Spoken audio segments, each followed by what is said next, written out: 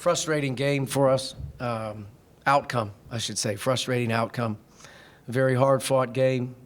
Illinois is a terrific team. Stepped up, made some real big plays, winning plays.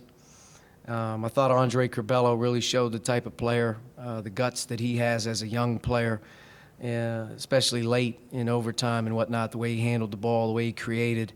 He made things easy, and he was tough to keep out of the paint there. Trent Frazier really stepped up in that one segment of the game. When it could have went either way, he banged a couple threes and got 3 free throws out of it in that one stretch. And I thought that was a really important, run for them to be able to get back in.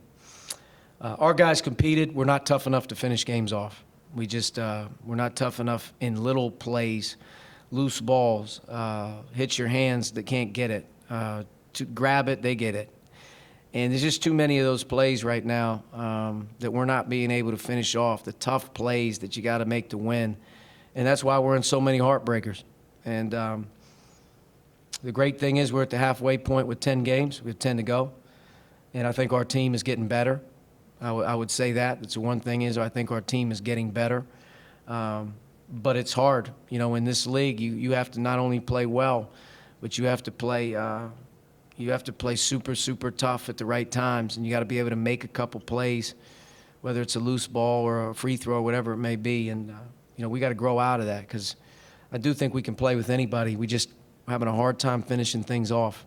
And the good thing is we got another opportunity on Sunday against a great team. Caleb. Coach, the run of threes by Frazier late in the second half, that usually seems like something early in Big Ten play that might have kind of avalanched for you guys and maybe cost you in regulation. I know it's not the result you wanted today, but what does it say about your team being able to stick within at least force overtime and not just let it completely derail the end of the game? Yeah, I think our team was here to play tonight. I think we started better than we've started. We had a terrific first half with only 4 turnovers, scored 41 points. Our second half, taking care of the ball, bit us again. We had 15 for the game with overtime and 11 turnovers in that 25 minutes. It kills you. It just people. I don't know how you don't understand. For our team, we can't turn the ball over. And in the second half, we didn't take care of the ball well enough. We had some reluctant shooters at times who felt they wanted to drive it. We had a couple charges.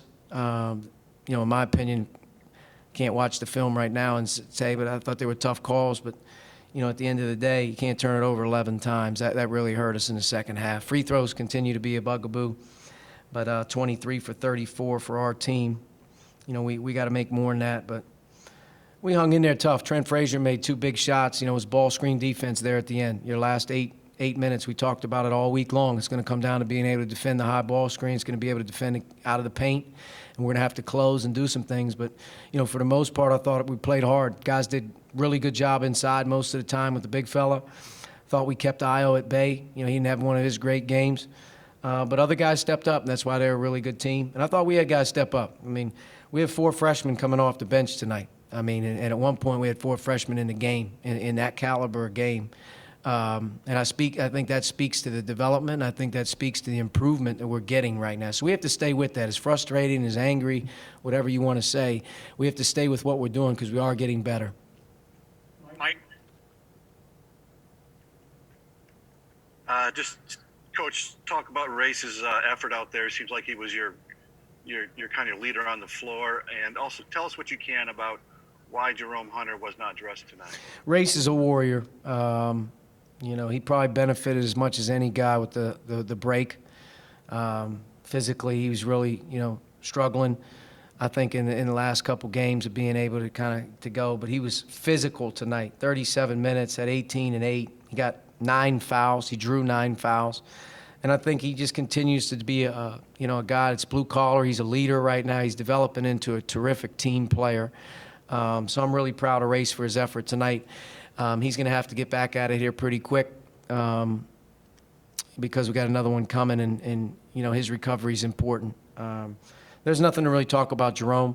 Jerome was a coach's decision, and it'll continue to be a coach's decision as we continue to go through the next 33 days that we have left in the regular season. He has a chance to earn his way back on the floor. He practices every day, lifts weights, he does everything, but he's not going to take the floor again until the coach feels that he's in the right frame of mind to, number one, lead himself the right way, and number two, has the bigger picture in mind in terms of protecting our team at all times. And Jerome's a good kid. He's a good player. We could have used him tonight. But the bottom line for him is, when he's right and he's concentrating and he's doing what he's supposed to do, he can help us. And I don't feel right now he can help us until he shows me that. But that's it for that. That's my decision. And it'll be to be determined when he plays again.